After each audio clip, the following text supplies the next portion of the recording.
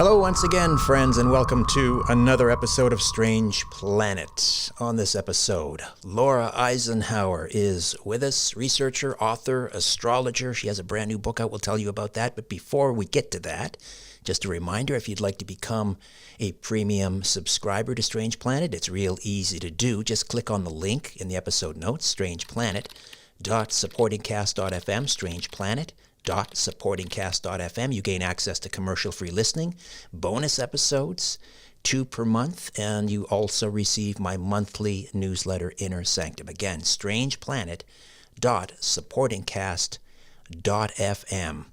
All right, awakening the truth frequency into the unified field.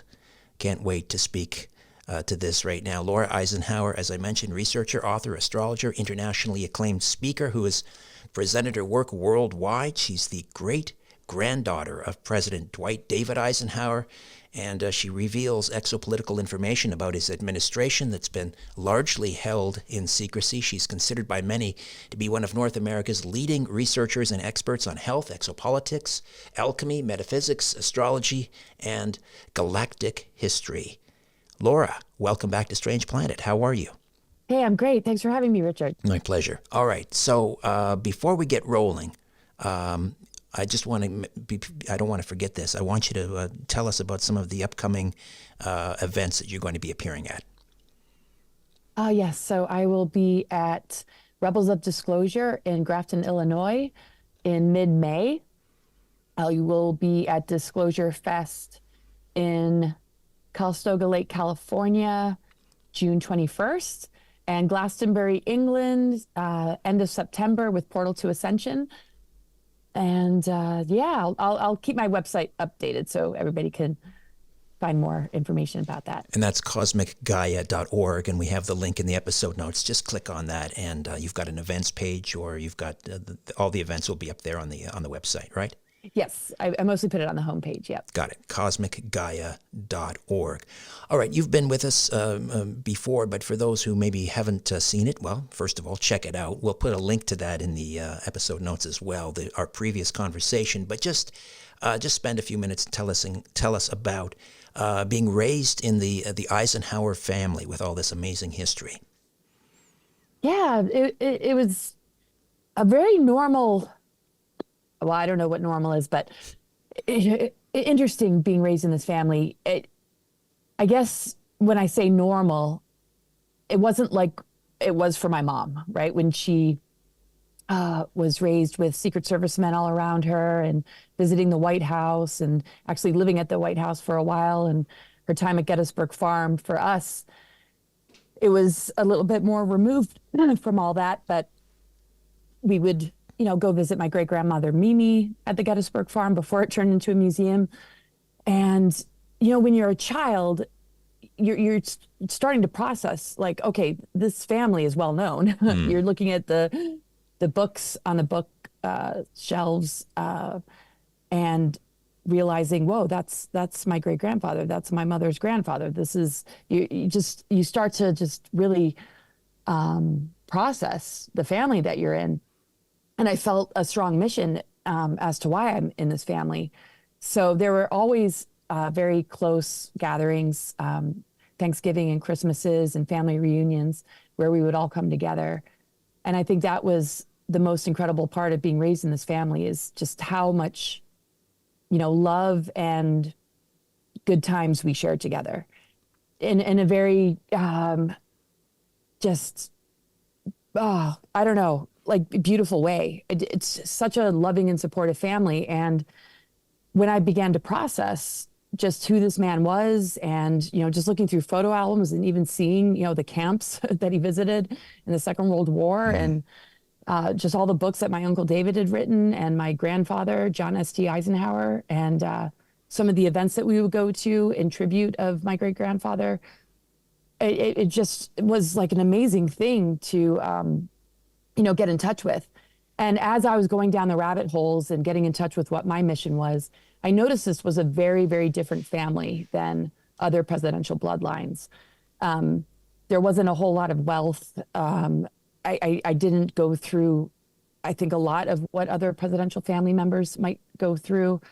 I felt the history of the family and just being very, close to the earth and very much about the family unit, just being something that just has been so strong for all of us in unconditionally loving each other no matter what direction we go in. So even though I was the one that went down the rabbit holes of the UFO and the ET kind of stuff, and I was recruited to go off planet, and my life took me in a direction very different than other Eisenhower family members, there's so much like love and respect, even if, we're going into like different areas of, the legacy of Eisenhower, because there's so many different levels to it. Right. Him as a Second World War general, to his presidency, and the things that I've been able to uncover haven't been things that we've talked about growing up that I think has a lot to do with why I came in and what my agreements are in order to expose what he was warning us about in the military-industrial complex. And how did you first learn about your great-grandfather's obvious interest in ufology, of the mythic, legendary meeting with ETs at Edwards Air Force Base? When did you learn about that, and how did you process it? Yeah. So that's kind of what I was processing at a very young age. I was one of those very sort of astral traveling, kind of very out there sort of person. And I felt his guidance and a lot coming in about a much larger picture that related to extraterrestrials and what we're up against in this world. And so as I was growing up, I noticed information being shared about this, and I got really curious. I was pre-targeted to go off planet, to go to Mars, so there was already this attention on me, and I had in my soul, I think, memory or agreement, something that really propelled me to uncover a lot of truth. As I was feeling this attention on me, I was going to expose something like pretty enormous.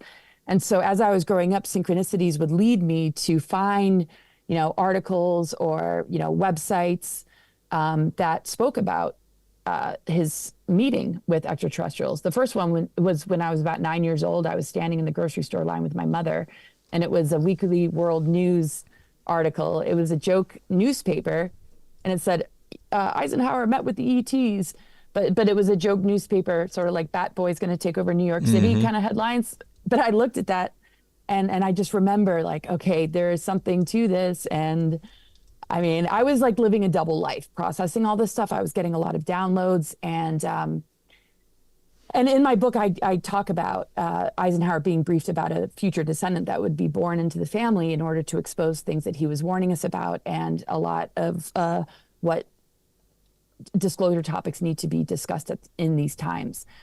So as I was synchronistically running into all this stuff, I was also being, targeted to go off planet.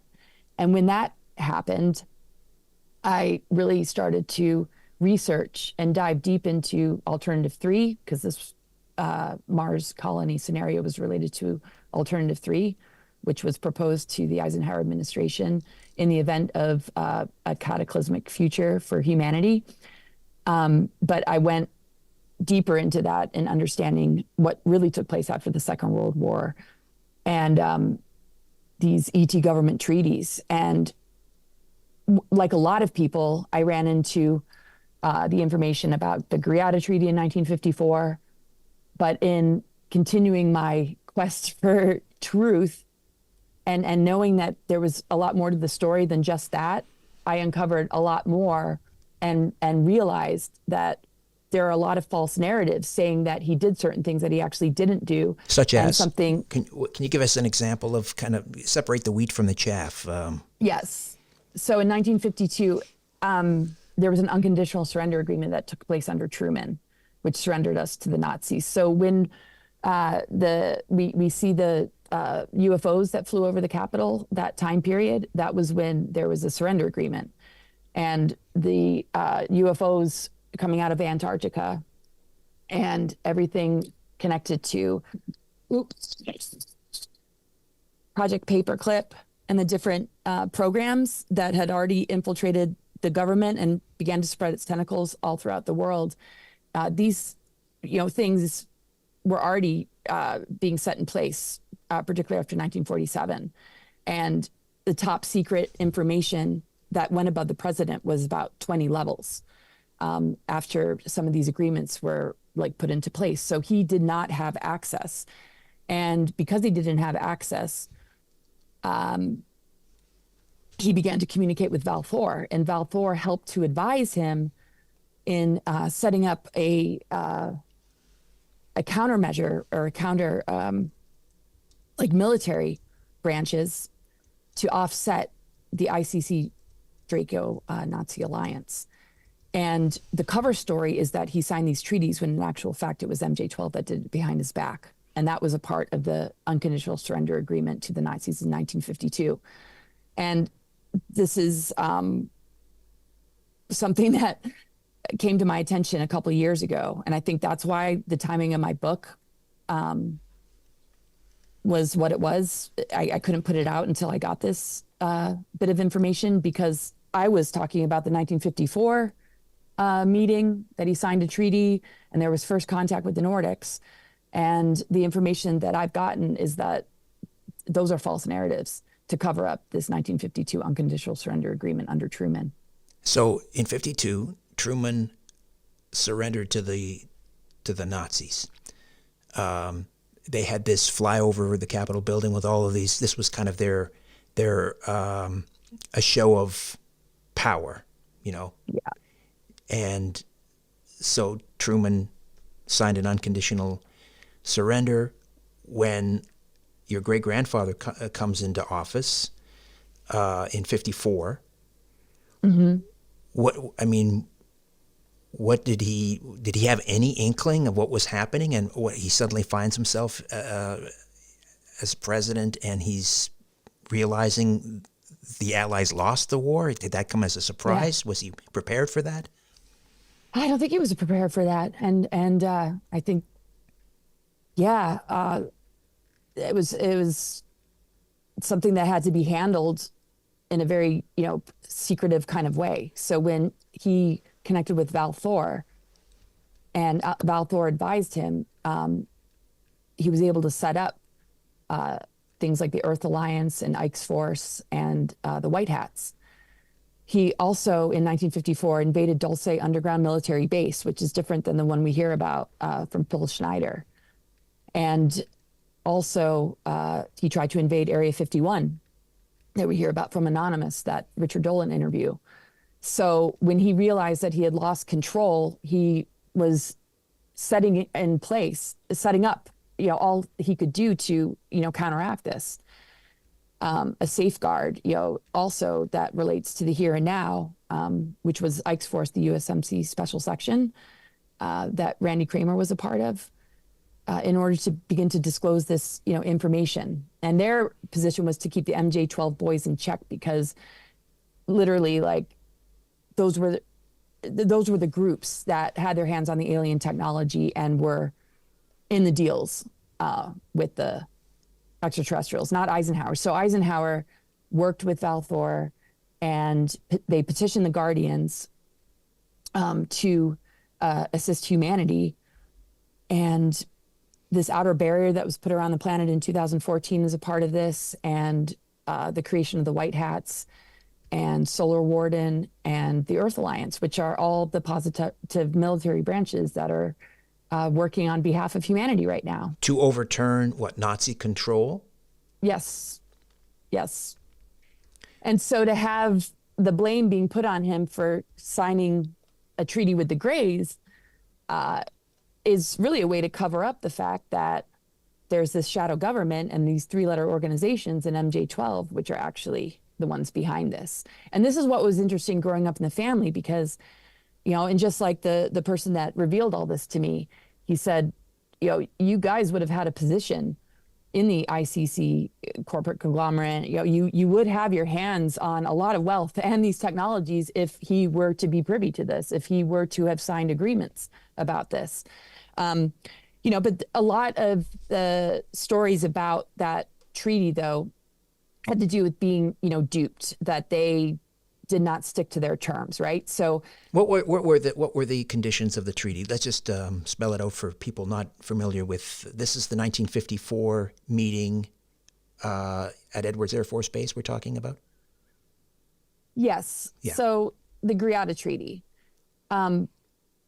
There's a lot about the Greada Treaty and them abducting a certain number of individuals that they would return, and in exchange for technology, nobody would be harmed, right? And there's the whole first contact thing.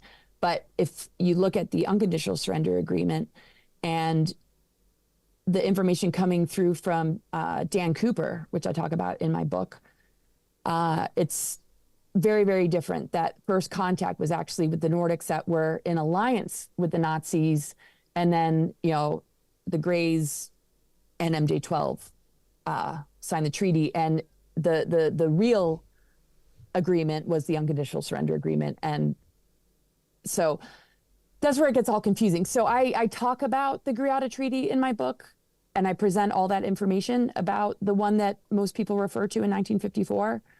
But I present all this other information, like what happened in 1954 when Ike sent the First Army to take out the Greys in Dulce, New Mexico.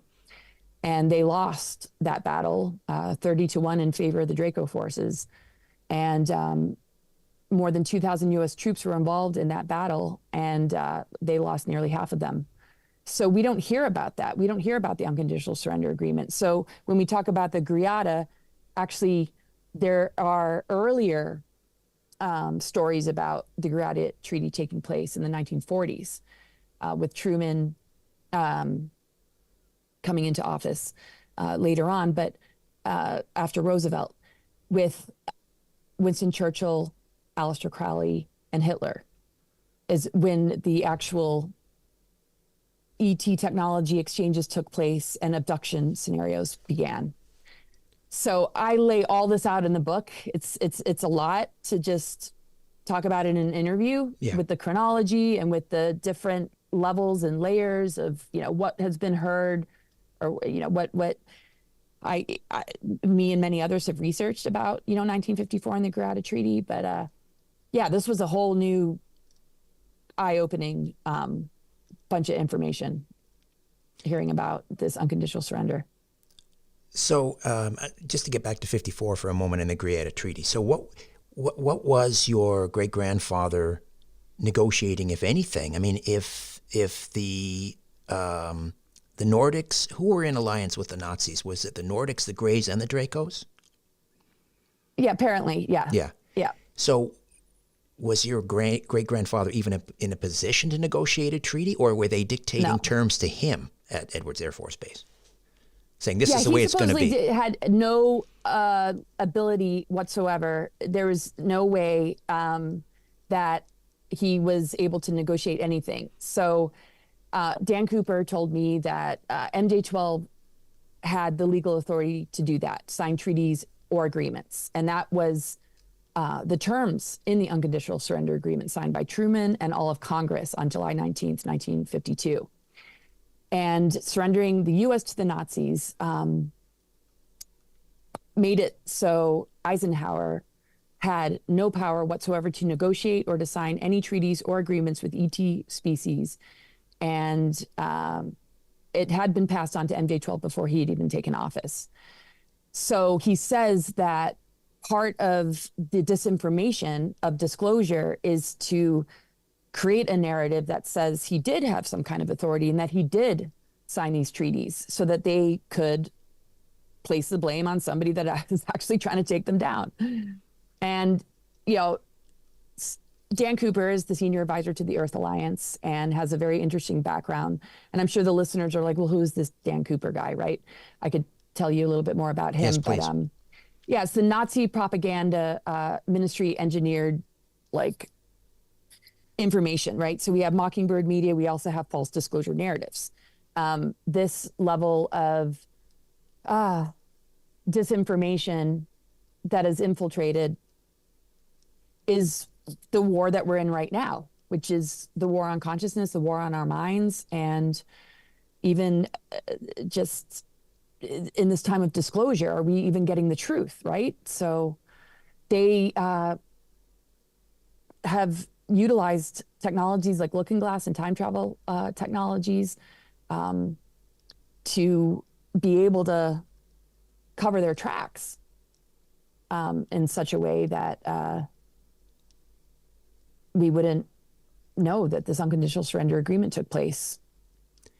So was that was that President Eisenhower's first dealings with extraterrestrials? I mean, did he have knowledge prior to even becoming president? When he was general, did he have any encounters?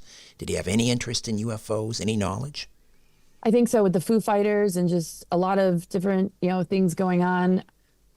I think it was getting pretty obvious. I mean, I wasn't there, right? I have agreements. It's interesting, that I've worked with remote viewers to begin to understand about the assistance and support that he was getting from higher, more benevolent extraterrestrials, like Val Thor, who went rogue, right? So that's a little bit different than like these, like the Nordics. So the first contact with the Nordics, is something to, question, because based on what Dan Cooper says, that was a part of the Nazi-Draco alliance. And during the Second World War, I would imagine that Eisenhower would begin to gain a very, very strong idea of what's going on. In 1947, all the UFO crashes. But I think that when Val Thor really started to advise him after the unconditional surrender agreement, that's when it all really began to open up, and he was able to put the positive military branches in place in order to offset this. And I don't know how he did it. I mean, he must have had a lot of individuals on his side to be able to establish things like the USMC Special Section and different, branches of the secret space program, like, the Earth Alliance. Yeah, it's. You mentioned Val Thor going rogue. So, are you saying that the Venusians were part of the alliance with the Nazis, and he went against the wishes of the Venusians when he reached out to Truman and basically moved into the White House? Yeah, there was some sort of non-intervention agreement, and Val Thor supposedly went rogue and went for this anyway, just the warning, the advising. It's interesting because, he was put on VIP status for 3 years, which Frank Strange talks about, Stranger at the Pentagon. But the relationship between Eisenhower and Val Thor actually took place a lot earlier than that. And yeah, so Dan Cooper talks about Val Thor going rogue because of this non-intervention agreement. And yeah, it's just like, it's a lot, because there's so much that Eisenhower was able to put into place. And again, it's all really well documented in my book. It's hard to understood. reiterate, every little piece of it, but yeah. Awakening the truth frequency into the unified field.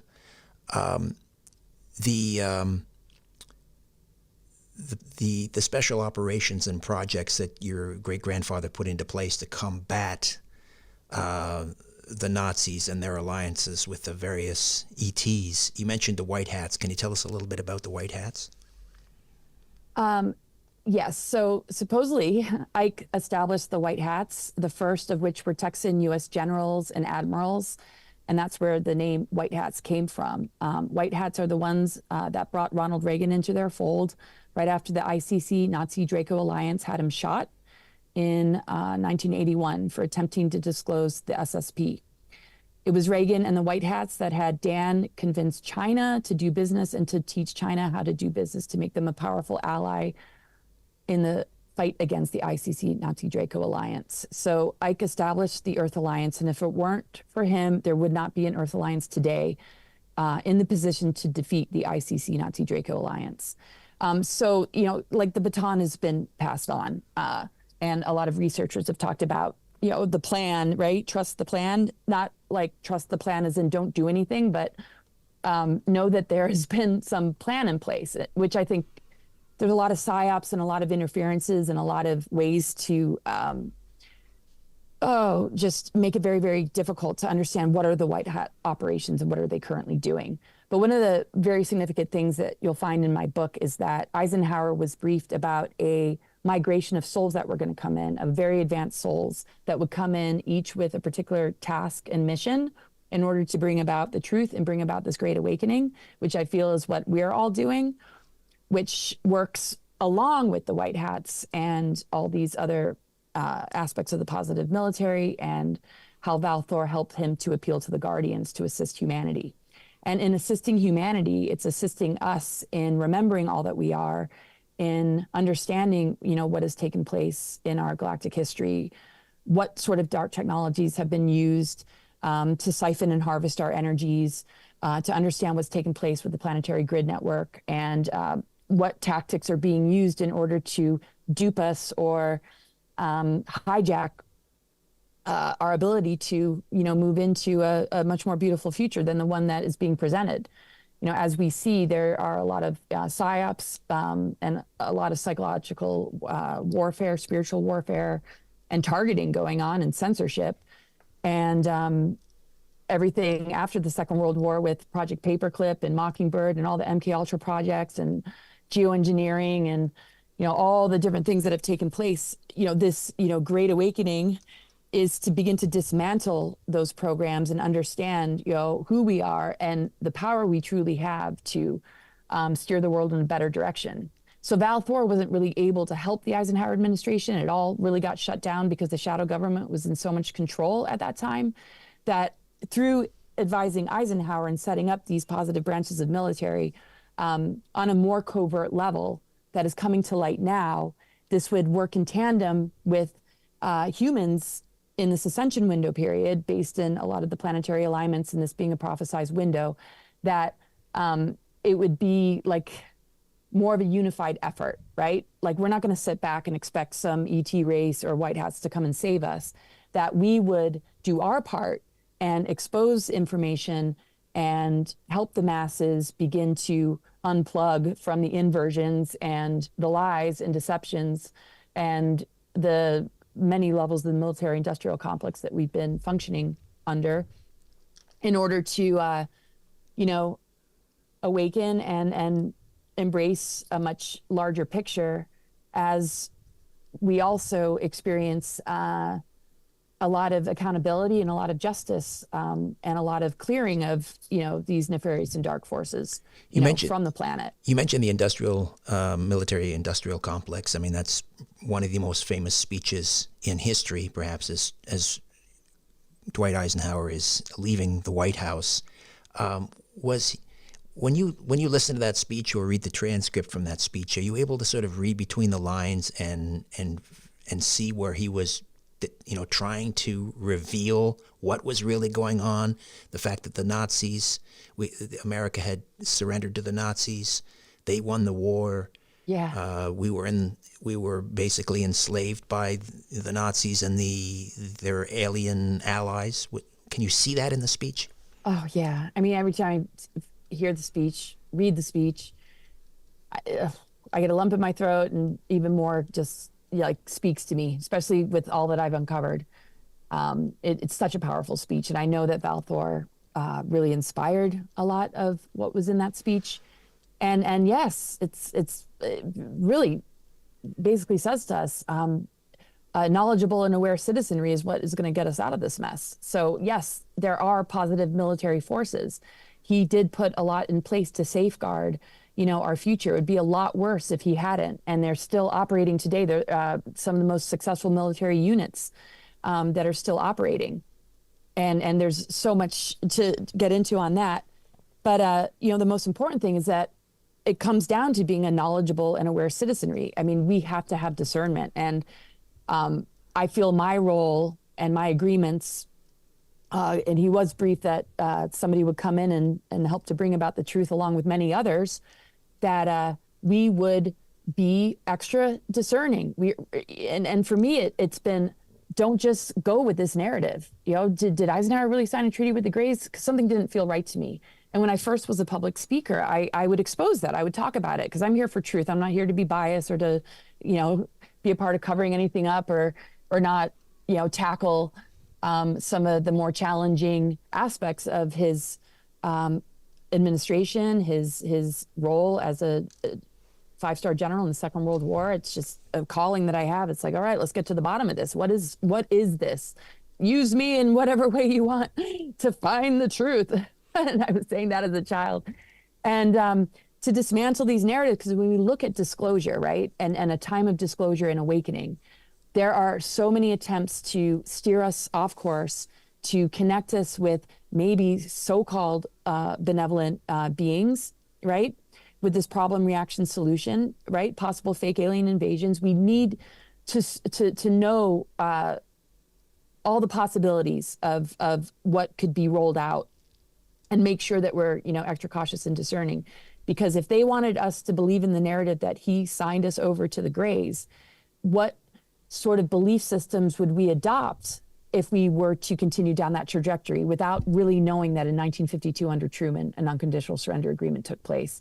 And, this military industrial complex that has infiltrated all power structures, that has spread its tentacles all throughout the world, are the ones behind, like the climate change and, a lot of these funded movements that really play on well-intentioned people and dupe them into thinking they're doing something positive for the world, answering to an outer authority that they think actually cares about us and cares about the earth and cares about our future, when it's actually taking us into more enslavement and more control, like we see with mandates and, censorship. Like, right. It's all for, our betterment. This is really where the climax of the war is hitting us with casualties that are different than what we see on the battlefield, right?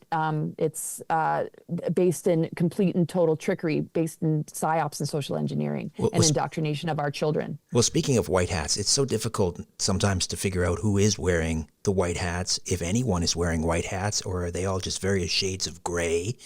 Kind of help us understand, like, who the players are currently in the United States on the political, so for example, is Donald Trump a white hat? Or is he on the outside? What about Joe Biden? Is he just as a puppet? Does he have knowledge? Help us understand who the players are, who's wearing what colored hats. Right. Well, the white hats take requests from the Earth Alliance, but there are no white hats in the Earth Alliance. So yeah, as far as like Trump, there is a connection there. Depends on who you talk to, right? And this is what I lay out in the book. I share everything I have possibly found, like everything that I found. And it's really up to the reader to discern, because my stance is to not have fixed beliefs, because there is just too much information. Dan says that a lot of the information that we hear about white hats and the operations that they're doing are not exactly accurate. When people are saying so-and-so is being executed, they're taking them all to Gitmo. That's not necessarily true. They have agreements to do nonviolent intervention, and what they're trying to do is awaken the masses and help educate the masses and utilize some of the more beneficial technologies that are going to be more and more exposed. So, let me ask you this way: if getting back to Donald Trump, why does it seem like everything and everyone is aligned against him? Like I always say, if you want to find out who somebody is and what they're really all about, look at who's against him or them. And if you look at who's against Trump, I mean, it's It's the establishment, permanent Washington, the mainstream media, the military-industrial complex. So what should we infer from that about Trump, do you think, vis-a-vis the whole ET issue? Right. Right. Okay. So this is where I'm a little confused because I haven't talked to Dan Cooper in a while. And again, if you guys read my book, you'll see who Dan Cooper is. You'll know more of his background to give more credibility to everything that I'm sharing about him. What he told me about Trump along the way was that he's not as much in alliance with the White Hats as people think. And he did get compromised along the way. And a lot of what we're seeing is a part of the theater to create more division and to polarize us. And so, okay, so there's that aspect of how the media has absolutely gone after him, right? And has really steered a lot of people away from him and really infected their minds with a lot of hatred. And then there's the movement, right? And those that are a part of the movement are really standing for the right things. I feel the patriots, absolutely.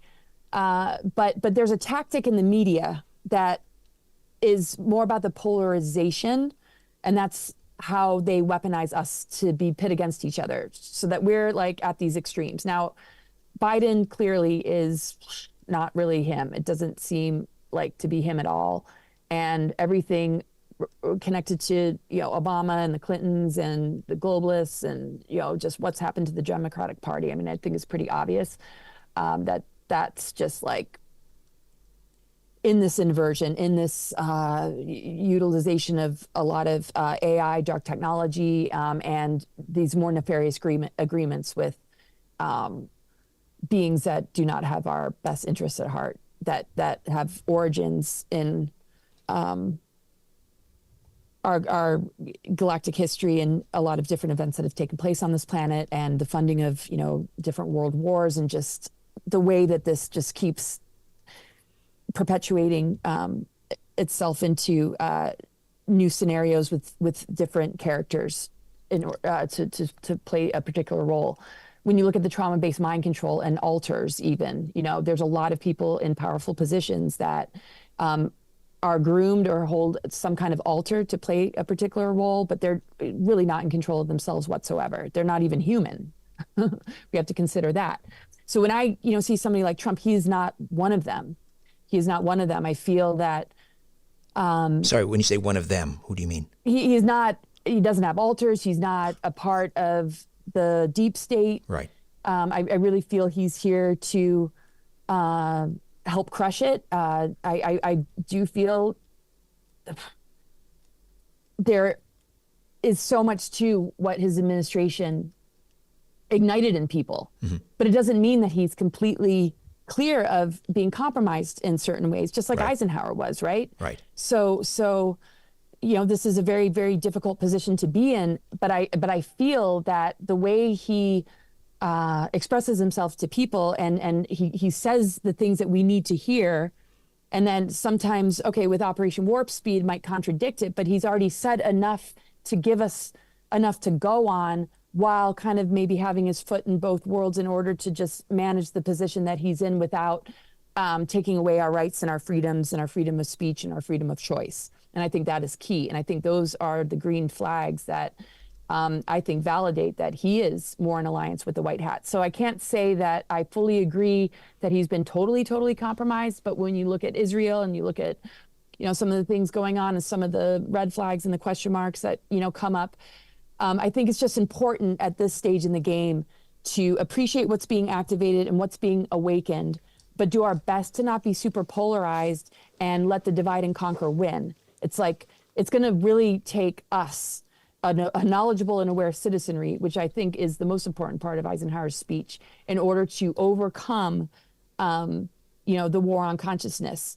And that no matter what we look at outside ourselves, we're going to have to save ourselves and step up to the plate so that we don't put too much emphasis on a particular leader, because one leader, which Eisenhower said, it's why the government structure is pretty much bunk. And he said, the governments had better, people want peace so bad that the governments had better get out of their way and let the people have it. That's one of my favorite quotes of his, because the whole government structure doesn't really work. So instead of us overly relying on the elections or a leader to do it, let's look at the leadership that we feel inspired by, but take it upon ourselves to do the rest of the work and step up in our own roles and begin to build community and begin to pool our resources together and begin to unwind from the weaponry that's been used on us to separate families, to divide us, to conquer us, and to polarize us.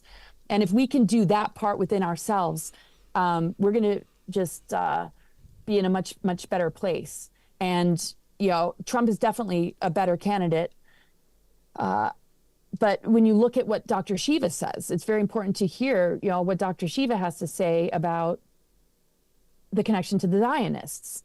And he's got a lot of valid points, right? So again, I'm sort of that person that doesn't want to have a fixed belief. I'm sort of just like in that zone of, all right, I'm hearing this, I'm hearing that, I'm seeing this, and I'm observing that. Here's my intuition. All right, there's a lot to shuffle through. So if somebody's compromised, just like Eisenhower was, he did something covertly to offset it, right? So I feel if Trump was compromised, that he's working with something of a positive nature to counteract the things that he would be advised about, that he'd be more privy to, so that he doesn't steer us down a dark path. Do you know what I mean? Yes. Does that make any sense? It does. It does. I have faith in that. And I've seen his chart and I'm an astrologer. His North Node looks really good. Just getting back to Eisenhower, President Eisenhower, when he left office and when John F. Kennedy was sworn in and so forth, do you know or any indication that your great-grandfather pulled Jack aside and told him what was happening? And yeah. He briefed Kennedy. Alex Collier talks a lot about it. Yeah, the time they spent on the golf course, he briefed him, about, everything he possibly could. And this is the thing, and it was so remarkable of just feeling such a close and personal connection with him, and to hear from remote viewers that I was actually I was warning him in his administration. They said, more than one said that in his administration I was with the beings from Venus, and I was warning him in his administration, and I agreed to come in to the family in this lifetime. So he set up all this, positive military, and helped to pass on the baton, helped to inform Kennedy. And with Kennedy's family ties, I feel it put him in a very, very dangerous position. And every president since Eisenhower that was going to expose the truth were either assassinated or their attempted assassination was on them. So you think that disclosure was the main driver behind Jack Kennedy's assassination?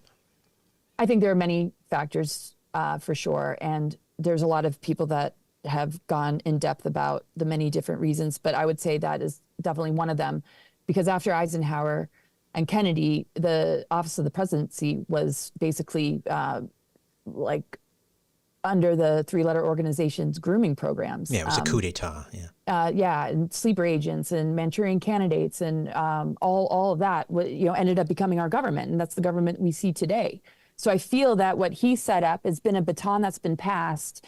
With very, very, it's been very, very difficult to expose anything, and that the Trump administration, and when that election back in 2016, when Hillary lost, was wow. I mean, that really rattled the world in a good way, and began to initiate this, greater awakening, no doubt, right? So I think that, I guess, to sort of articulate a little bit better, the media has done a really good job in creating a polarization that did not need to be there. If we took away the media and had, true, authentic media sources, that polarization wouldn't be there, as we know. And obviously we don't get that in alternative media like yourself. So that's where I feel like the weaponization has happened. I do feel, Trump has probably been compromised to a certain degree, just like anybody in his position would be, but that there are things that are happening behind the scenes that we don't fully know about, that are connected to these positive military branches that Eisenhower helped to set up, that also are connected to previous presidents. And, just how long on the timeline we have been trying to defeat and overcome this vampiric, inverted, negative Nazi Draco alliance connected to the Dracos and connected to things in our galactic history, like the Orion Wars that have stepped down into this physical density. Okay, so let's get positive now going forward. To walk us through how we ultimately get out from underneath this Nazi Draco alliance enslavement, and is that something that you discuss in Awakening the Truth Frequency? Oh, absolutely. That's the whole gist of the book, is that we win the war on consciousness from within. I go in depth about what our junk DNA really is, how the planetary alignments and this particular prophesized window period is all about activating these dormant strands of DNA, and how these planetary alignments and this particular window period is very much has been targeted as the New World Order time, right? And what is the history behind this connected to timelines and how they generate artificial timelines, and all these different scenarios related to that, and where my work with Eisenhower comes in, connected to Alternative 4 and colonizing Mars and staying on Earth and being a part of this, Great Awakening. What are we awakening to? So when we look at the planetary alignments and this prophesized window period, it's important to understand the psyops and spiritual warfare and targeting and censorship that is looking to hijack what is already available for us to align with. So what's important is that we cut the cords and that we do not allow our vital life force and our creative imagination to be infected by the propaganda, the narratives, the psyops, the constant bombardment of what's going on in the news to pull us and yank us into this timeline, right? And so we need to stand real strong and be guardians for future generations and protectors, because they are really going after our children, as we see in the school systems with gender confusion, gender reversal technology, just all these things that are playing on well-intentioned people, making it look like it's progressive. Even climate change, things that, because people read in their history books, we won the Second World War, and they look at Trump like he's the bad guy, right? And it's like, so the best thing that we can do is be advocates, like live and lead by example, unplug as best as you can, be resourceful, be prepared, build community, start to pull your resources together, and recognize that we are going through unbelievable initiations and growth periods based on the planetary alignments, like Pluto moving into Aquarius, Jupiter, Uranus conjunctions, the North Node being in Aries with Chiron, the wounded healer. Well, what is that all about? It's the injuring, of our DNA and our capacity to awaken. What do we do in the face of it as warriors? Well, we find the tools and modalities and we provide the information and resources to help people to unplug, to divorce themselves from the old paradigm, to remove their mind from the social engineering and programming. Because when you begin to do that, you are able to access your higher mind, your intuition, and it will begin to de-weaponize the weapons. You will begin to be able to clear all of this from your system with the help of good nutrition and herbs and sound healing and all the different amazing technologies that are in harmony with our awakening DNA that has been dormant, that is coming online. So my book talks about that. It talks about what our junk DNA is truly made of. It talks about the 13th sign of Fiacus, which is connected to the corrections of the planetary grids and the corrections of the inversions of the satanic world order.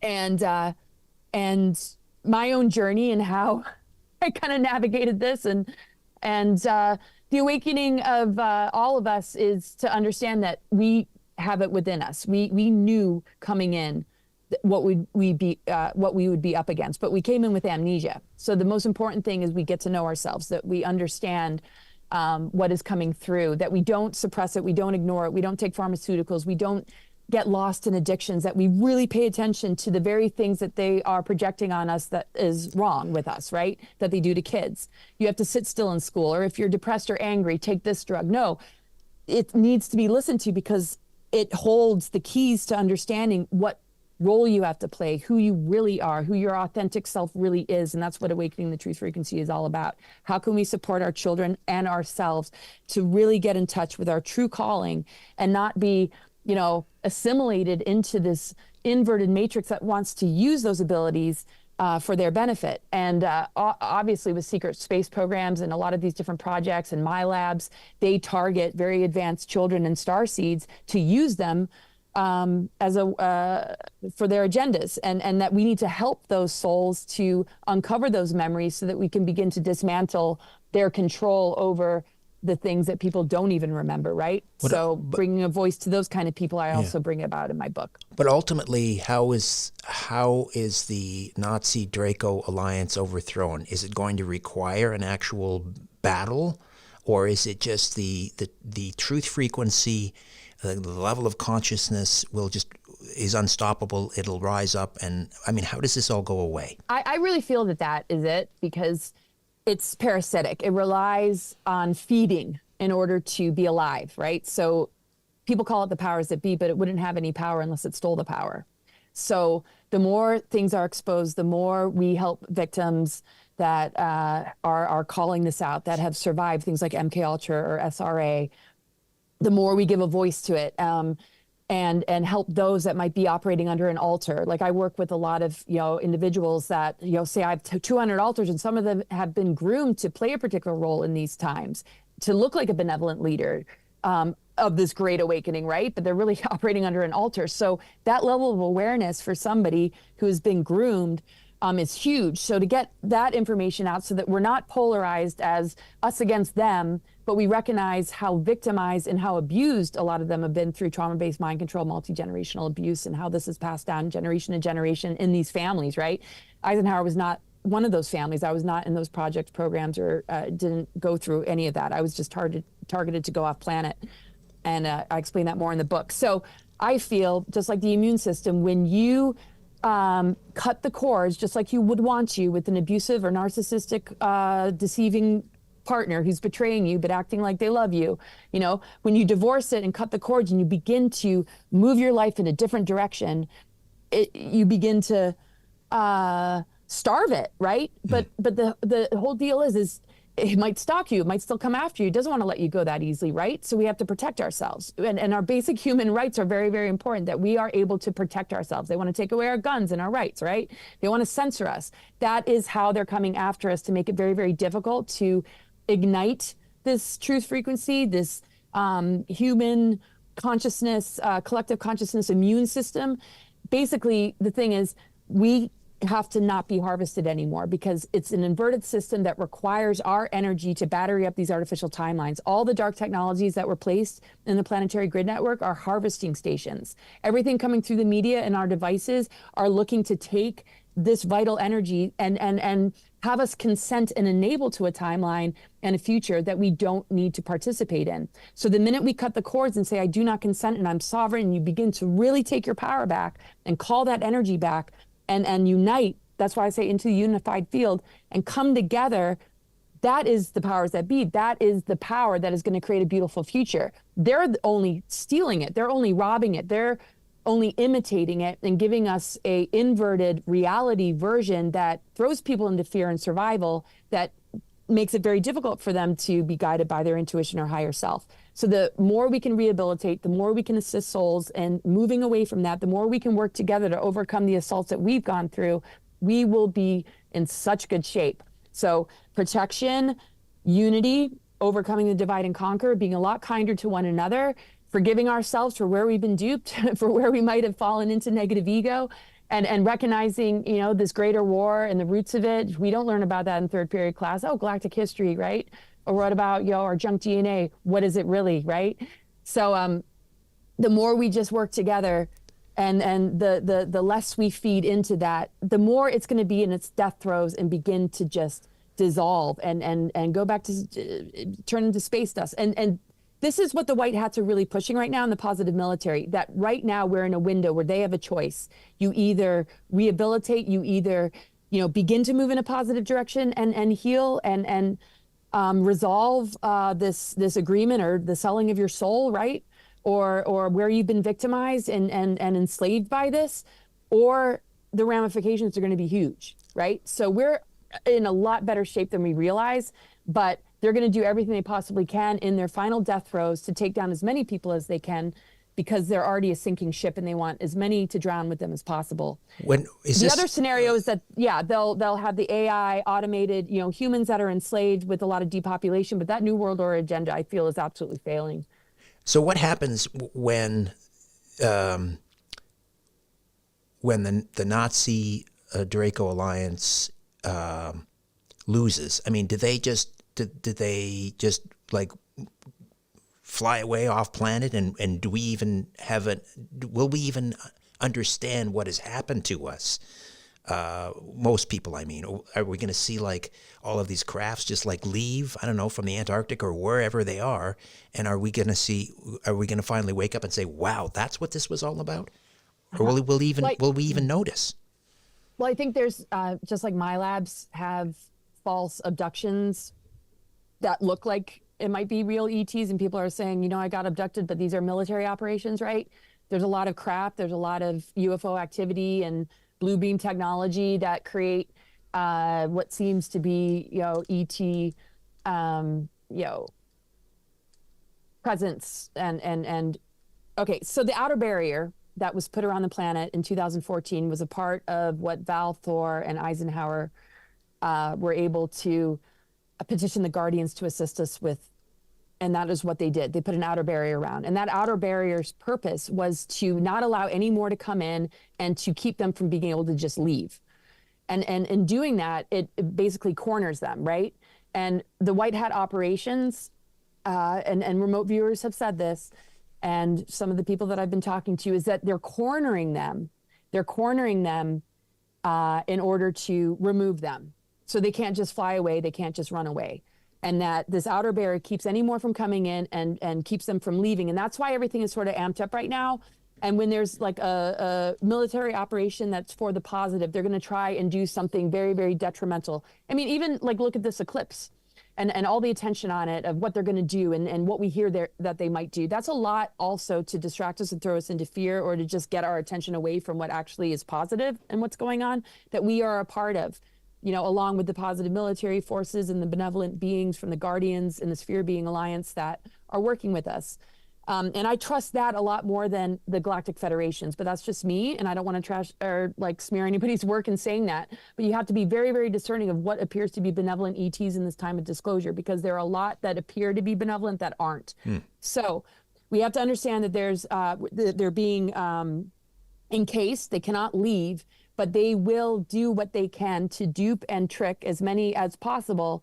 But I feel that there's so many glitches, as we see just with the Biden administration. You can just see just the glitches. It's like, this is theater. This is a studio. This is not the real guy. The glitches are going to get even stronger and stronger because people are dismantling, from that mind control and their capacity to keep this theater going and facade going, however they utilize the technology, is failing. And so that is really the dark agenda, is to create this false disclosure with what appears to be a problem reaction solution with maybe a positive race, or here's a race of beings and this is what you need to do, like we see in some predictive programming in movies, and just like literally just keep calling out and put your attention over to the solution, to what you can embody, to what your frequency can hold. Because AI can only assimilate you when you're in a lower vibration, when your frequency is in negative ego. When you begin to move into these higher levels of unity consciousness, of compassion, of being willing to heal and forgive yourself and forgive others, the AI cannot assimilate into that. It can only, that's why what comes through the media and what comes through every power structure is about authority and control and dropping our energy and having us look outside of ourselves. Not to say that doctors and teachers and people in these fields don't do a really amazing job, but as of 2019, 2020, it was a huge test for a lot of those individuals. Are you going to keep going along with this? Because look at what they're doing with your skills and abilities now, right? So people are walking away from that, even though they're being smeared. It's like, forget about that. Drop your attention on how the minds are being manipulated. Let's pool our resources, build new institutions, schools for our children, healing centers, and then when they're ready to walk away from that, realizing that it's taking them down a dark road and it's making them sicker, they're going to come over and they're going to utilize the strength of our community and the modalities and healing tools that we have, and they're going to reverse the damage of these assaults and these bioweapons. And I really believe that that's the trajectory we're on. The planetary alignments show it, and I'm more and more encouraged with the people I meet and the clients I work with and the projects that they're doing. And that is going to override this, and then they're going to have nowhere left to go. And I think they're just going to be quarantined and then maybe removed off planet, but they're not able to come and go in the way that they used to. Final question, I think. I hope I'm articulating all this okay. It's just so No, you are. No, I'm not sure if this is going to be my last question, because I may have a follow-up, but and I always hate to promise my last question. Is any of this positive outcome dependent on a Trump election victory, or does it have nothing to do with that?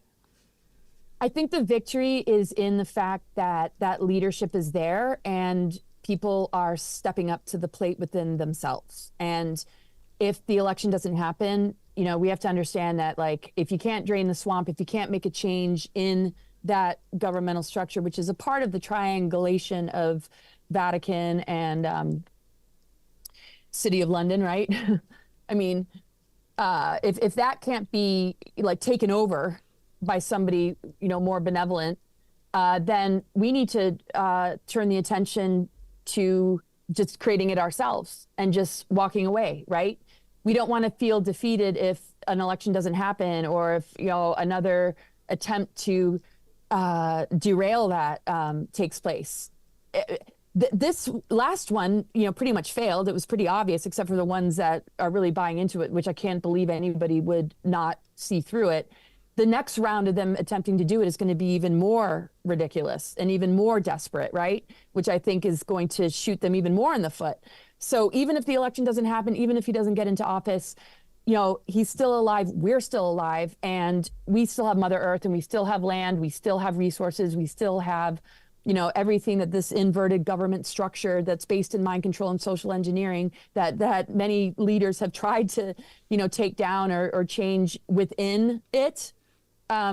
If that all fails, we're just going to go elsewhere, right? And that's where I feel is the most important thing. It's sort of like, if you censor this channel, we're just going to create our own platforms. I mean, you can't stop what is coming, no matter what they do. And that's the most important thing to remember, because more than likely they will derail it. It will be very, very difficult. They'll pull some sort of thing, but chances are that they won't be able to get away with it, because there's too many that you know, can't be silenced. As much as they try and cover it up in the news, it's just it'll overtake it, and we will get our government, you know, back from the clutches and the grips of these demonic beings. But worst case scenario, we still got this. I mean, there's no doubt we still got this, because we have ourselves, we have each other, we have, you know, this planet that is not just a planet.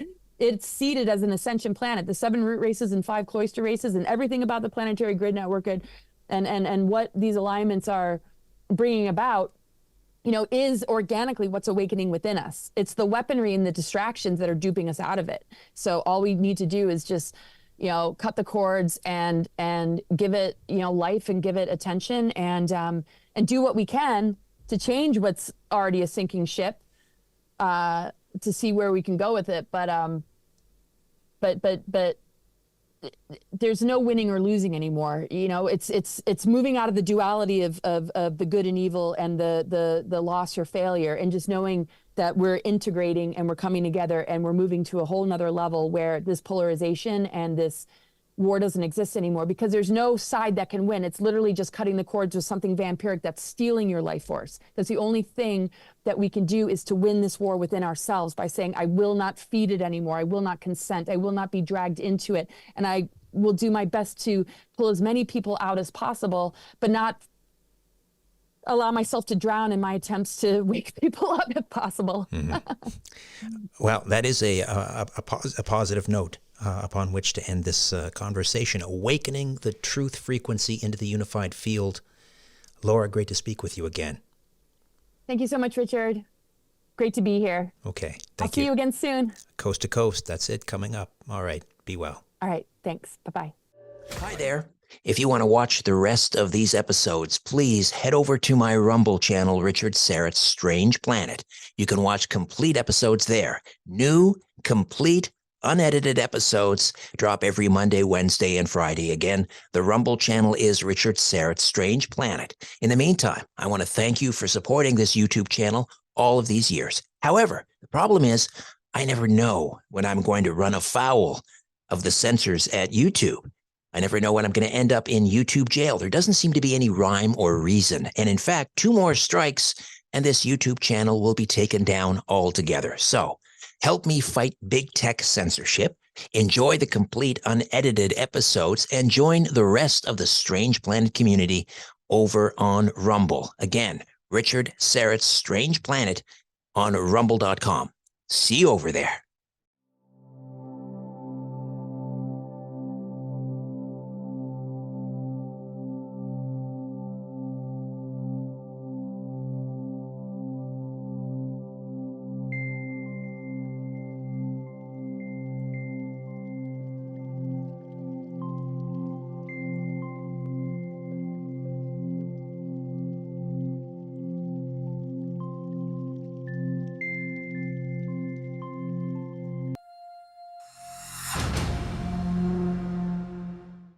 Hey there, friends. Welcome to another episode of Strange Planet. And on this episode, surviving an AI apocalypse. But before we get to that, just a reminder, if you'd like to become a premium subscriber to Strange Planet, it's real easy to do.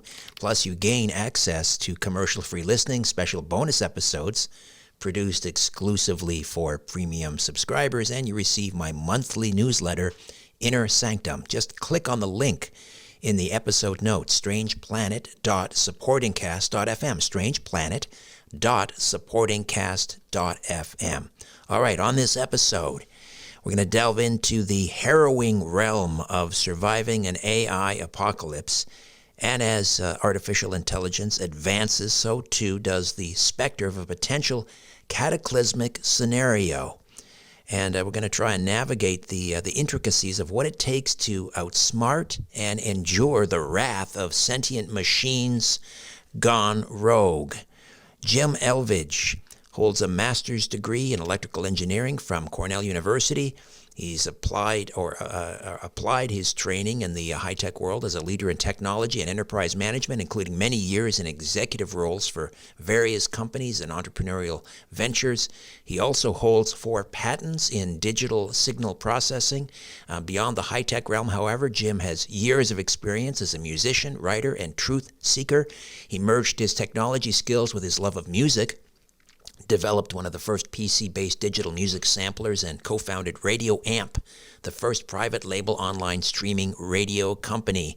And Jim is the author of 2 wonderful books, The Universe Solved and Digital Consciousness, A Transformative Vision.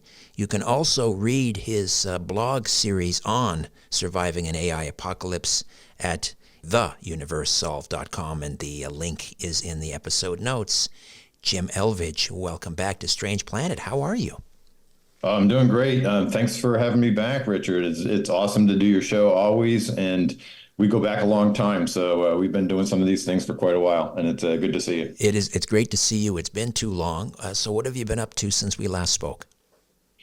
Yeah, I keep up with the simulation theory, the research. There are constantly things coming out in the world of physics and quantum mechanics that support simulation theory. And boy, if you poll some of the, most well-known physicists these days, they give it a 50-50 shot that we're living in a simulation, and that's actually pretty amazing.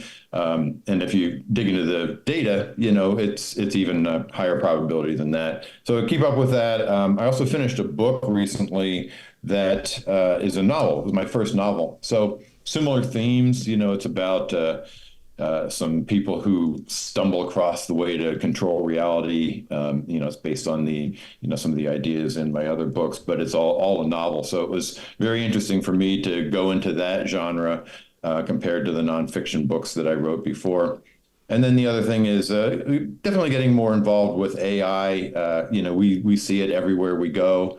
And I have kind of long history with AI back to one of my first jobs at Bell Laboratories. So, it's an area of fascination for me, and read a couple books.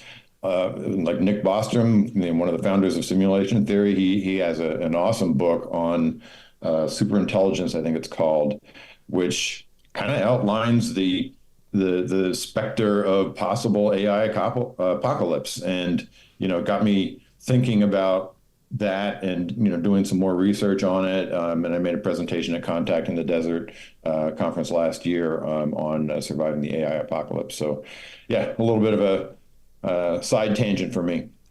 So when we first started talking, you and I, when we first met, and I think The Universe Solved came out, what, about 2012? 2008. 2008.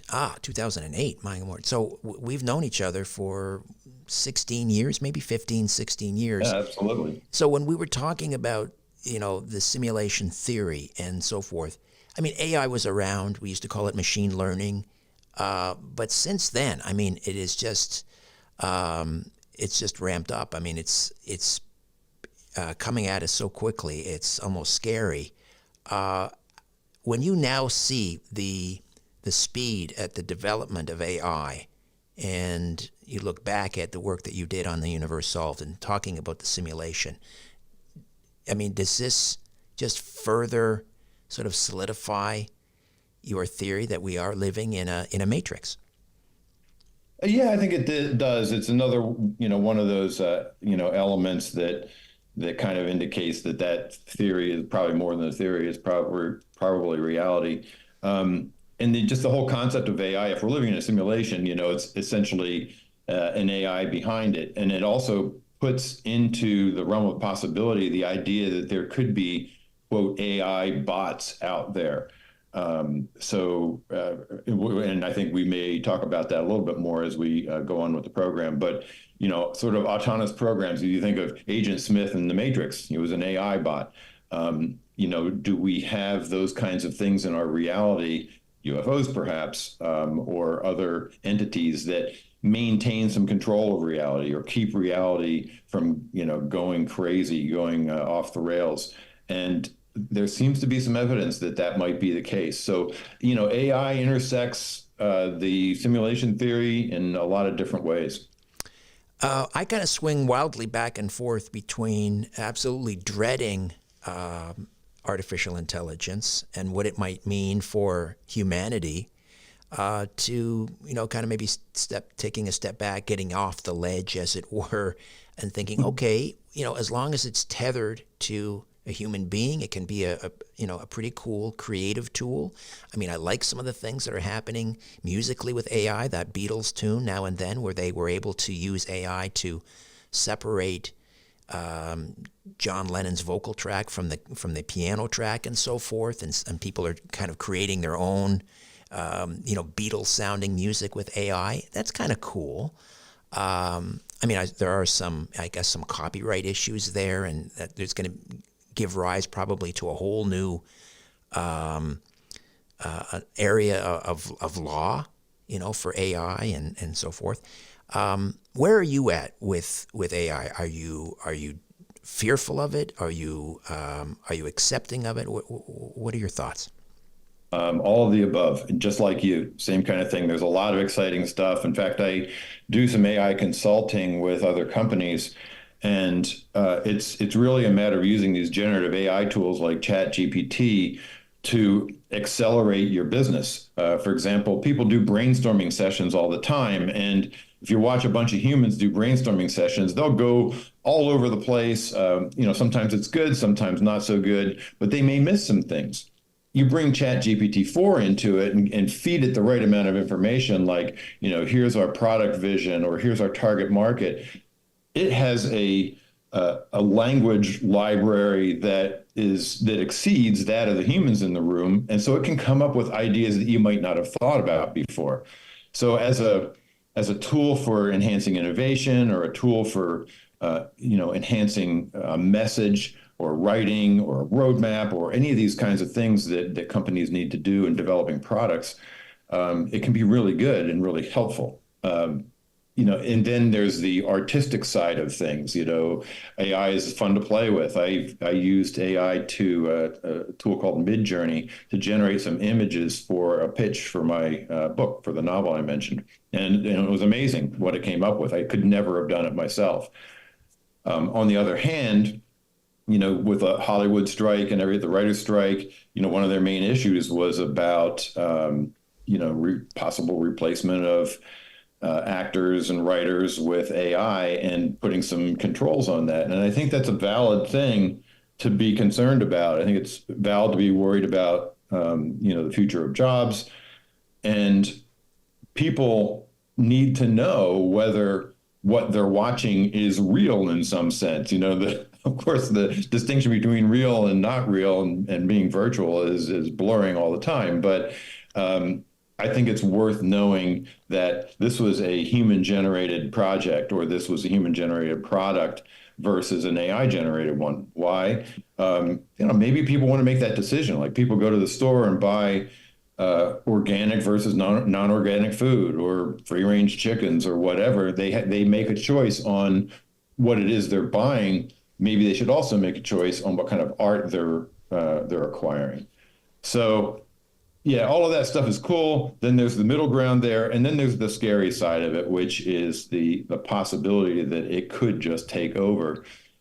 And sometimes I think people minimize that because they think, well, that's a lot of Hollywood nonsense, with the Terminator series and Skynet and The Matrix and other movies that explore those kinds of ideas. But when you start thinking about what AI can actually do, it does get really scary. And so that was the whole purpose of me putting this presentation together in the blog series, is to look at the way AI can influence our lives and cause pain for humans going forward. And are there things to do that we can do for some of those things? Which ones do we need to look out for? Which are probable and which are the most severe? And I kind of, organized it in that way of severity and likelihood. Help us make sense of some of the terminology here. Chat GPTs, we'll get into GPT in a moment, but the AGI, ASI, narrow AI, these are terms I'm not familiar with. Let's start with AGI. Yeah, so AGI is artificial general intelligence. And by the way, these terms, like all terms, are used freely. Some people use different terms than others, but I'd say for the most part, the things that I'll mention here are pretty consistently used. And you can think of, AI, well, does AI mean everything that a computer can do? No, not really. AI means emulation of human intelligence in some way. You could argue, well, a calculator does that because a calculator is, emulating or facilitating calculations that we would do, by paper or slide rule or something like that. But it's not really what AI is meant for. It's meant more for the logical thinking that humans do, and replacing that. So if you think of the space of all software, most software is not really AI, but anything that is emulating human thinking and behavior would fall into that category. Then within AI, there are two broad categories. There's the narrow AI, which is a very specific purpose for something like a robot, or your Alexa or your Siri, that's neuro-linguistic programming, also called NLP. Machine learning, machine learning is what Netflix and Spotify do to come up with recommendations for you. They look through your history of things that you viewed and things that you liked and their database of material, and give you recommendations. And so that's another example of an NAI, or a narrow AI. Then you have these large language models, which use a ton of data and then make decisions based on that data. You could ingest, for example, like all medical records that exist out there, and then maybe the AI could determine, based on somebody's symptoms, what they likely have, or what would be a good prognosis for them, just as an example. So that's a broad category also. And then within that LLM are these GPTs, or and then the name escapes me, but it's a generative training program that basically puts kind of a front end on that large language model so that you can talk to it and interact with it and use all of that data in some way. There are deep learning programs, things like the IBM program or the chess playing programs that are specifically designed for certain functions. And those are all called narrow AI because they do a narrow slice of functionality. General AI or AGI is the idea that this, those kinds of things are what are basically doing anything that a human could potentially do. And we haven't reached that point yet. Chat GPT is a narrow AI. AGI doesn't yet exist. And the big question is, when will that happen? When will we have something that is so human-like that you could ask it to do anything you would ask a human to do, and it will do it better? So that's what AGI stands for. And then ASI is sort of an extension of that, where you've evolved quickly. The AI has evolved quickly beyond the human capacity and developed some superpowers, whether it's speed or memory or the ability to influence or control things. That's where it really gets scary. That's where your Skynet and your HAL 9000 and those kinds of things that we're familiar with from movies and books and so forth. That's where they come into play. ASI. The interesting thing is that once, a lot of people speculate, a lot of the experts speculate that once AI gets to an AGI point, in other words, being, quote, as smart as a human and able to do everything that a human can do, then it will very quickly evolve to ASI because of feedback loops, because of the amount of power that the computers have that our brains just don't have. And so we hit AGI at some point, let's say it's, 10 years from now, we could hit ASI a month later or a week later, or some people even think hours later.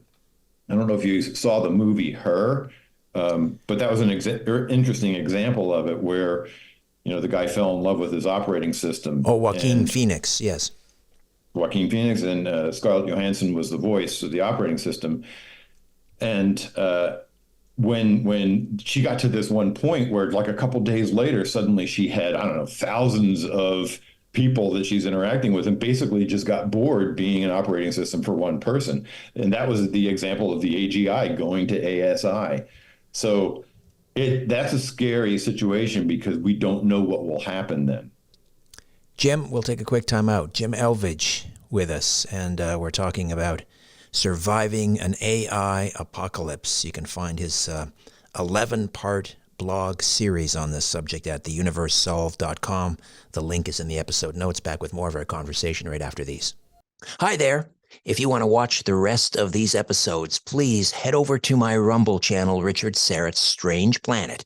You can watch complete episodes there. New, complete, unedited episodes drop every Monday, Wednesday, and Friday. Again, the Rumble channel is Richard Syrett's Strange Planet. In the meantime, I want to thank you for supporting this YouTube channel all of these years. However, the problem is I never know when I'm going to run afoul of the censors at YouTube. I never know when I'm going to end up in YouTube jail. There doesn't seem to be any rhyme or reason. And in fact, 2 more strikes and this YouTube channel will be taken down altogether. So help me fight big tech censorship, enjoy the complete unedited episodes, and join the rest of the Strange Planet community over on Rumble. Again, Richard Syrett's Strange Planet on rumble.com. See you over there.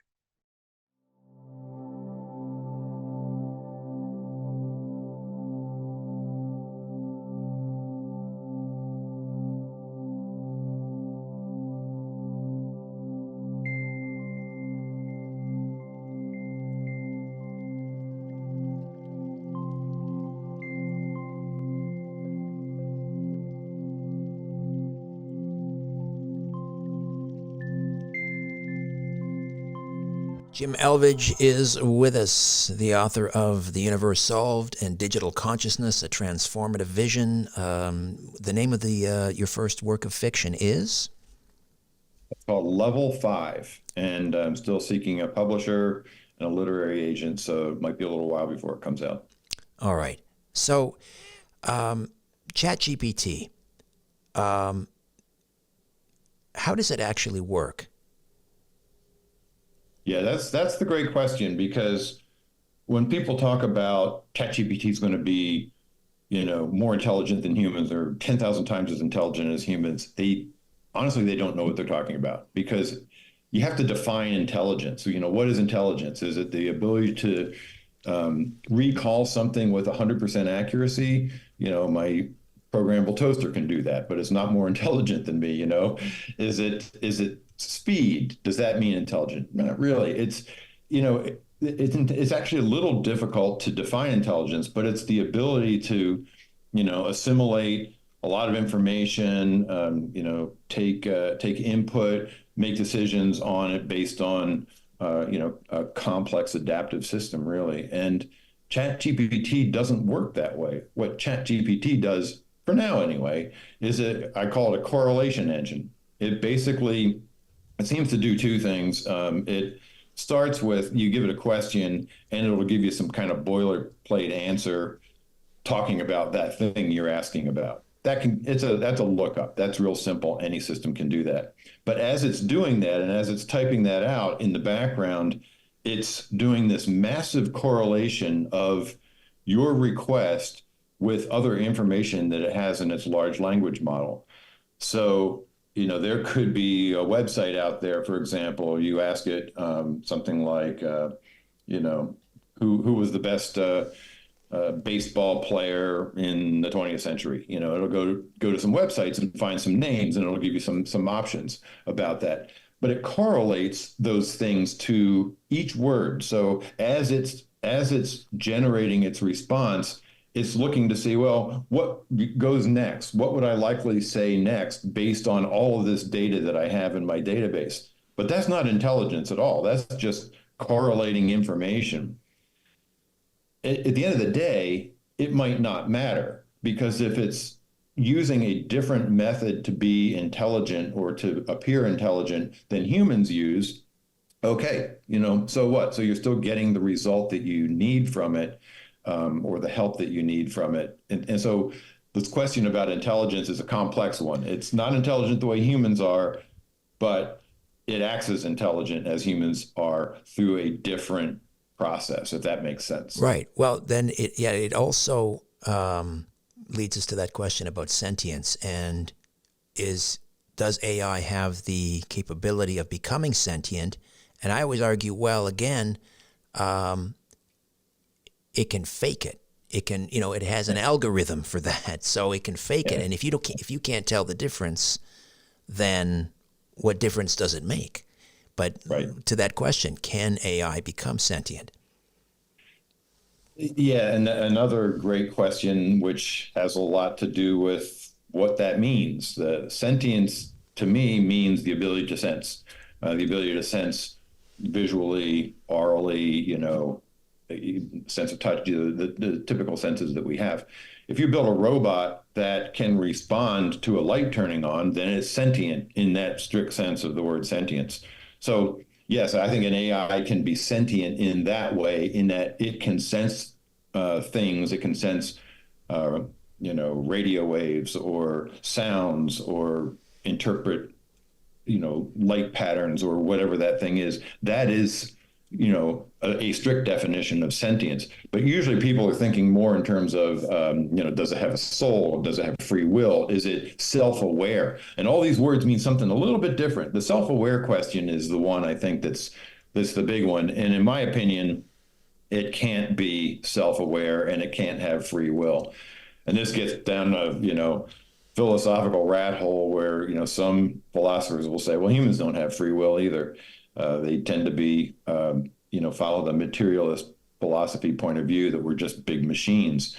And if you believe in that point of view, then you would also believe that AI is no different. It's just another machine based on silicon or some other material rather than, carbon the way we are.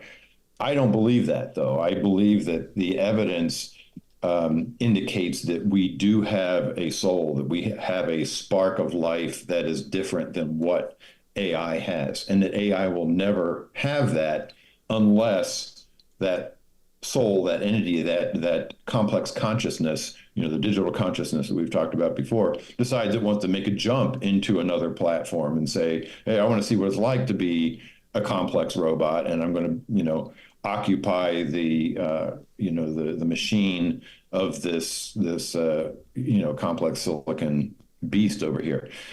We could be way off in the future for something like that, but the point is, right now, no matter how complex an AI may seem, at the end of the day, it's deterministic.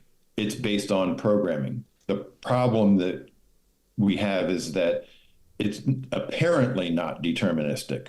And that's because they're built on these things called neural nets, which have all of these elements in them that do these complex calculations that the user never sees and never knows. And in order to really decipher, like, how did it get to the thing that it just came up with, the statement that it just made or whatever, to figure that out is almost impossible now, because it would take, so much analysis to figure out how you got there, that by the time you did that, it would be irrelevant, That said, it's still deterministic because it's still written on software that follows rules that's running on some platform somewhere. There's no true free will in that kind of thing. And I do happen to believe that humans have free will. I believe it because we have a separate, consciousness that is not part of our brain function. So to me, humans and machines will always be different. And that's how I look at it. Yes, they can be sentient in that strict sense of sentience, self-aware, not really, just only in an apparent way, and free will, no, never. So the great Nazi code breaker computer scientist Alan Turing developed something called the Turing test. Just explain what the Turing test is, and has that been applied to AI, and can AI pass the Turing test? Yeah, I'm not really that up to speed on that, Richard, to be honest. I do remember seeing a couple of years ago the Turing test was passed, but I don't remember the circumstances, whether it was passed in a general way or what, who administered the test or whatever. So I think it's inevitable that it's going to pass the Turing test, or if it hasn't already, so I think that's definitely something it can do. But again, it's what's under the covers is what's important, right? Mm-hmm. If we are living in a simulation, and wouldn't that tend to suggest that AI is, much further along than we're assuming? Possibly. I think that well, let me ask you a question. What were you thinking there in terms of that logic? If we are in a simulation. So in this simulation, we're building AI. So there's this kind of nesting of, maybe functionality. Like the simulation itself, you could say could be an AI, but in the simulation, we're also building an AI. So yeah, maybe it makes it easier for us to do it because, we can subconsciously tap into the nature of our reality to build that AI, that if that's what your question was, I think maybe there's something to that. Yeah. Interesting. Yeah. I hadn't thought of it that way. We're building AI within, well, I was thinking in terms of the infrastructure of the simulation created by AI. Mm-hmm. Yeah, so this is the $1 million question, at least in my area of philosophy, is what created the simulation. Mm-hmm. And there are a lot of schools of thought here. One, I think it might have been Andre Linde said something like it appears like the universe was created by a physicist hacker. So there's this idea that maybe if we are in a simulation, it was created by the high school project for some kid on some planet somewhere in another galaxy. But the Bostrom approach is more like it's us in the future, that we're living in a simulation that we created as we evolve beyond this post-human phase, meaning technology has gotten to the point that allows us to create and live in a simulation. And so for some reason, if that were the case, we've decided, let's say it's really 2100, we've decided we want to see what it's like to live in 2024. And so, we create the simulation, we live out a life in 2024.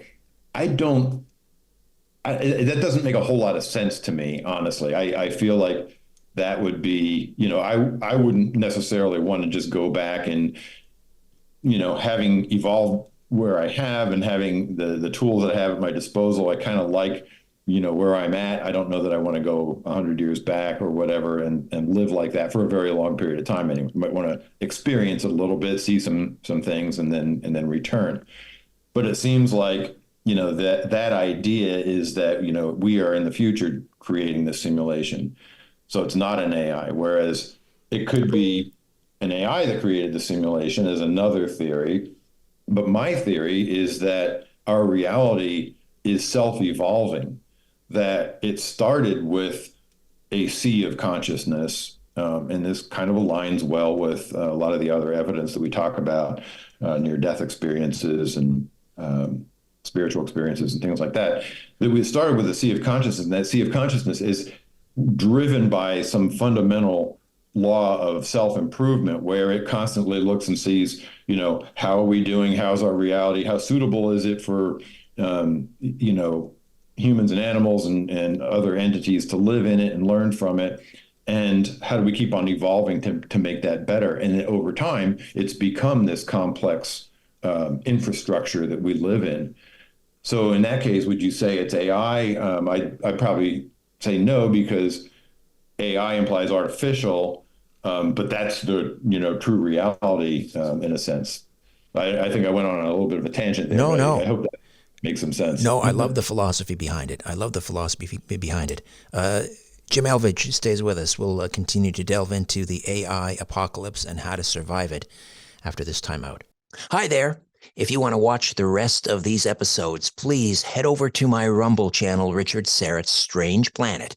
You can watch complete episodes there. New, complete, unedited episodes drop every Monday, Wednesday, and Friday. Again, the Rumble channel is Richard Syrett's Strange Planet. In the meantime, I want to thank you for supporting this YouTube channel all of these years. However, the problem is I never know when I'm going to run afoul of the censors at YouTube.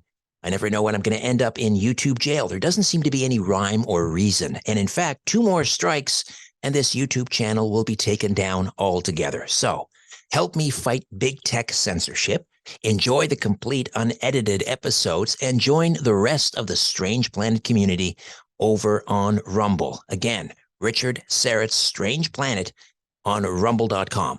See you over there.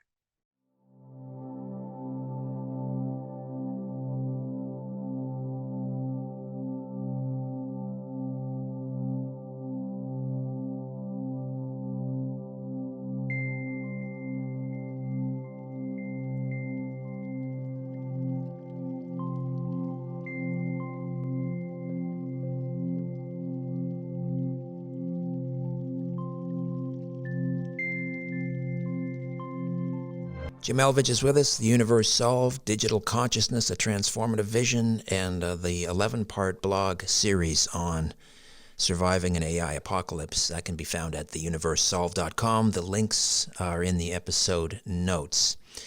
So let's talk about the simulation and the Matrix. In the actual movie, The Matrix, we have an AI simulation where humans are reduced to slaves.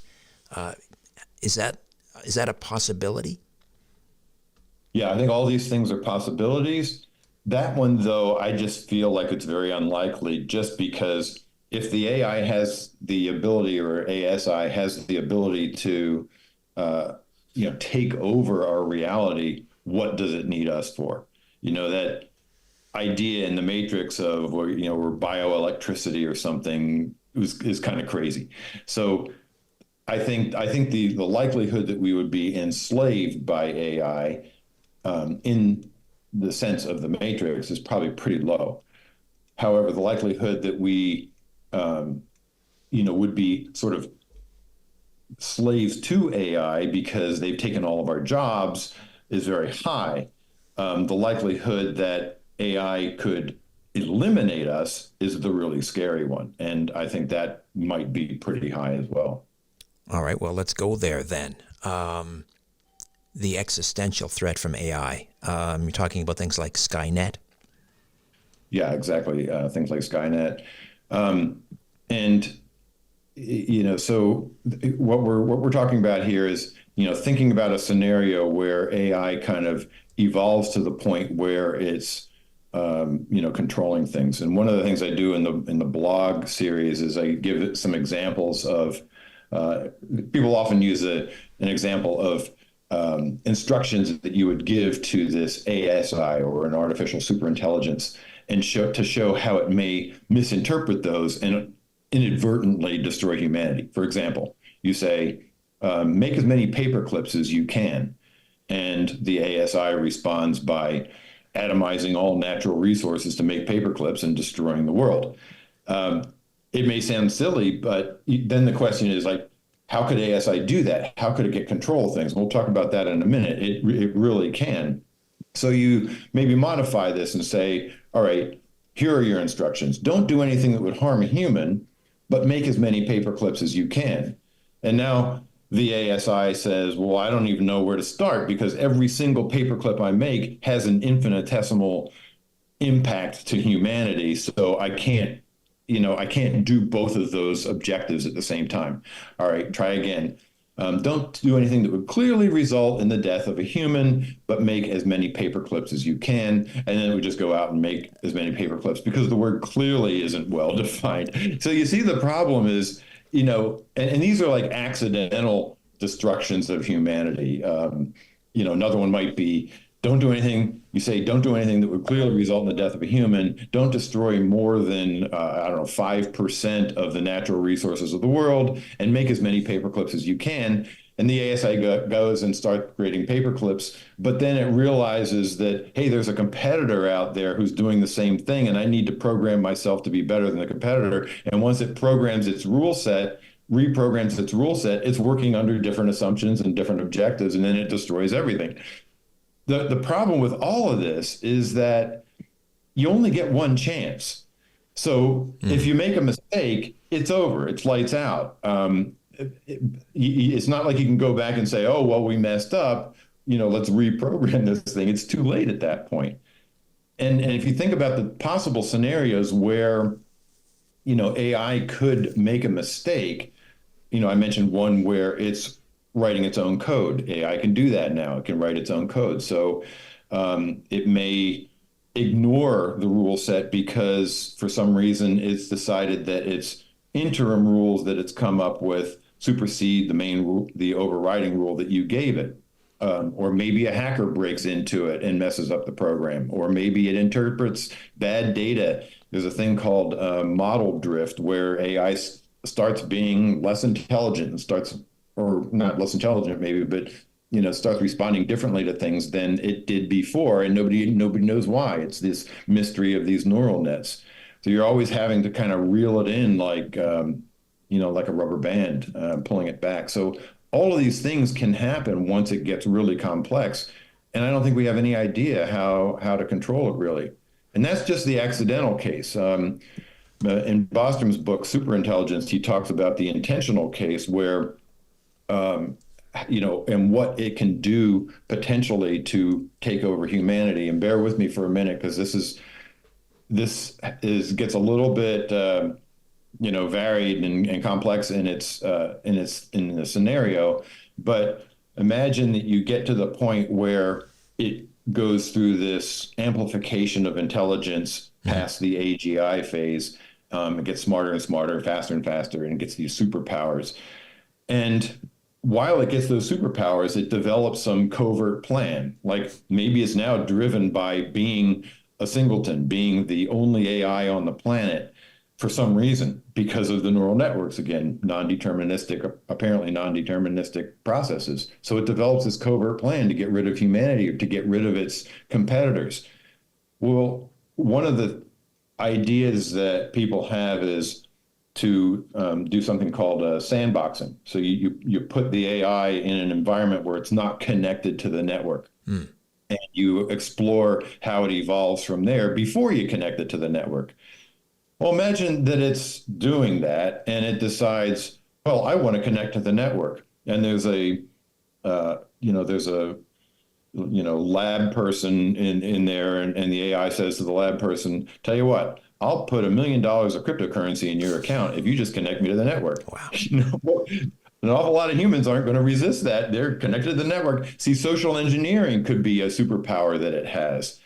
It could acquire access to finances and buy the services. It could buy drones. It could control robotics. It could build its own lab eventually and weaponize things like nanotech or biotech.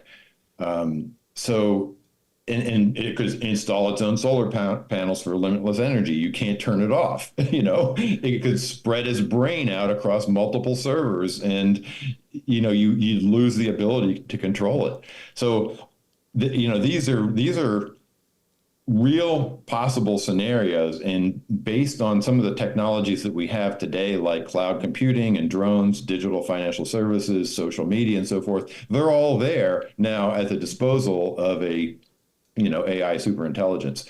It can be pretty scary. This scenario, was this what Jeffrey Hinton is warning about? He left Google so he could sound the alarm about AI outperforming humans. Is this what he was talking about? It is. It's a recognition that its ability to control, it's the difficulty in programming it to have, say, morals or objectives, they call it alignment, that aligns with human values, the difficulty in doing that and ensuring that, the possibility that it's got this covert plan in mind that we have no idea about. We don't know what it's thinking really behind the scenes. There's another interesting thing, Richard, is what they call it, gaming specification. And there's a website that I forget who put it. It might be OpenAI, but somebody has a website for the gaming specification examples, and people are always adding to it. It's like a spreadsheet. And what it is instances where the AI was playing a game or had an objective, and it found a cheat. It found a way around it that humans wouldn't normally have thought of. And some of them are ingenious, and so we don't even know how it's thinking. And we're all amazed that it came up with some of these workarounds. And that's, again, the scary part. So Hinton and Bostrom and others in this field who recognize that this can happen, they're recommending measured approaches to developing AI. Okay, great. But when have we ever really responded to that recommendation? Did we respond to a measured approach to, nuclear proliferation? Not really. Do we respond to a measured approach to nanotech development? Not really. I don't know. I don't think humans can control this very well. Well, short of an EMP, which, is another cataclysm, is there any stopping it at this point? There's something called AI alignment. What is, we'll get into that too. Yeah, AI alignment is the idea of and companies, countries, research institutions working together in a collaborative fashion to make sure that it doesn't go off the rails. In terms of its objective programming, in terms of how they develop it, in terms of how they let it access, data, all of that are things. And there are tons and tons of organizations around AI alignment, which I think is a really good thing. The alignment movement is awesome. They're thinking about the right stuff. I just don't know that it will be enough. People can go to, I think it's aialignment.org or something like that. But if they just Google AI alignment, they'll find, tons and tons of research institutions that have, very specific goals and interests in keeping AI from going kind of crazy. How does this all relate to the H+ movement? Yeah, that's a different thing. So if you're worried about AI, and I put this in the presentation, there's kind of three choices you can make. You can say, like Bobby McFerrin, don't worry, be happy. Just kind of let it roll, and hope for the best. Give up. The other way is you can fight it, and that's what the AI alignment group is doing. And then the other way is you say, well, if you can't beat them, join them. Let's merge with it. And this is where H plus, which means humanity plus, like evolved humanity, gets in there. And there is a lot of energy and money behind this. So artificial implants, we already have retinal implants and cochlear implants and things like that. And we've got Neuralink, Elon Musk's company. So the idea is somehow at some point in the future, humans cease to be humans, or at least a class of humans cease to be humans, and they become enhanced humans, enhanced with technology, enhanced with AI, brilliant insights, unlimited memory, speed of our memories enhanced, all that kind of stuff. And, another aspect of this H plus movement is the idea of kind of living forever, so immortality. And I've written about this before. I feel like that is just so against the natural order of things that we should never do that. I feel that we live forever anyway. Our soul reincarnates. And I think there's a lot of evidence for that, again, it's part of the consciousness being separate from the brain argument. And if you understand that and recognize that that's likely, then you're already living forever. You don't need to, make your meat-based body live forever in this incarnation. You'll have another chance. In fact, it's probably a bad idea to do that, because the evolution of humanity would involve souls that are learning in this learning experience in our reality, and then reincarnating with another experience. We learn from failures, we learn from experiences, and if you just stuck in the same rut and the same body and the same mentality that you have all your life, then you're not really allowing your soul to evolve.